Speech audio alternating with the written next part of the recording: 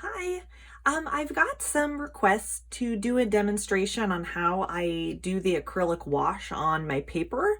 And so I thought I would do that with you guys today. I've made up a green and it's just a mixture. It's like phthalo green and white and yellow ochre. But the real thing that I think you probably want to know is what kind of brush I use. So it's a 2-inch brush from the CraftSmart brand. It's the Michael's Arts and Crafts brand, I believe, that they sell in their stores.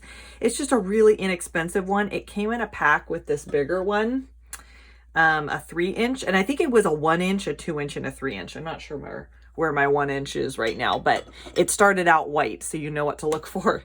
But now it's all just kind of stained with all the different paints I've used on it. But it's a great 2 inch is a great size, I think, for this 11 by 14-inch paper. So what I do is I have my color all pre-mixed. I like to just mix it with my palette knife so that it's the exact shade that I want. And when I'm doing a wash, I know it's going to look a little bit lighter than what it's showing up as a completely thick opaque paint color, because the white of the paper is going to be showing through it, and I love that sort of brushy texture.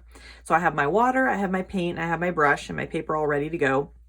So I get my brush all the way saturated with water and then kind of scrape off on the edge of my water jar a little bit. Actually, I don't want to lose too much water, so just a little bit so it's not dripping like crazy.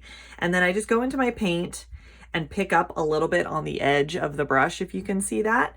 And then I go to my paper, and in the middle, I kind of try to spread it around, and then I go back and get more water.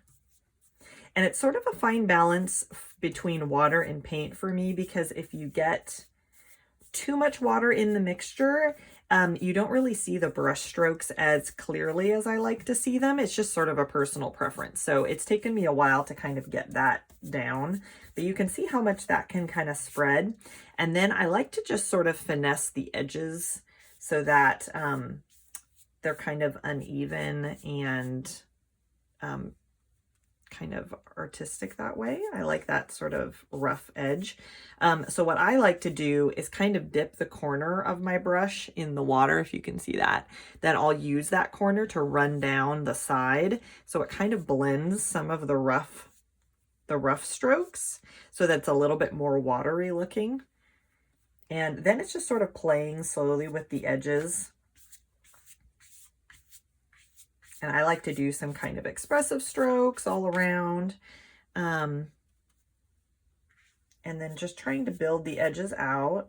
And I just take it kind of slow and just try to get an organic sort of, that's the word I'm looking for, an organic sort of edge that I like the looks of. So I just keep going back with a little bit of water to try to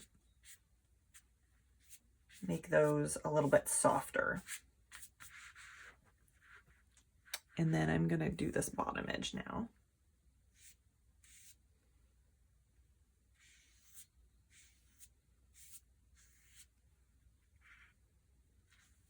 And I think I want this edge to go out a little bit further.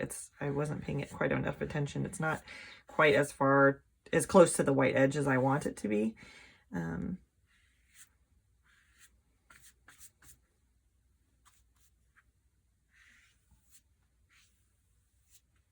There we go.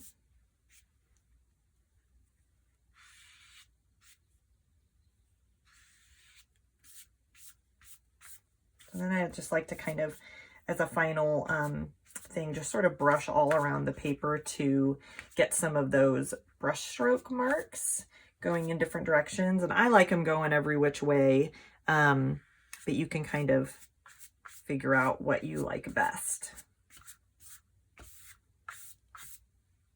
There, I think that is pretty good. Then I just kind of look all around. Actually, I feel like this edge, maybe I want to soften just a little bit. So you can keep working on it as long as the paint is wet and not completely like the pigment is starting to settle into the paper, because you don't want to keep scrubbing at it. It'll start roughing up the paper and kind of breaking down the texture of the paper. So I try to just be light and not scrub too much, but also I can keep moving it around like that. Okay, I hope that was helpful and that you enjoy painting some paper of your own. I'll see you later. Bye.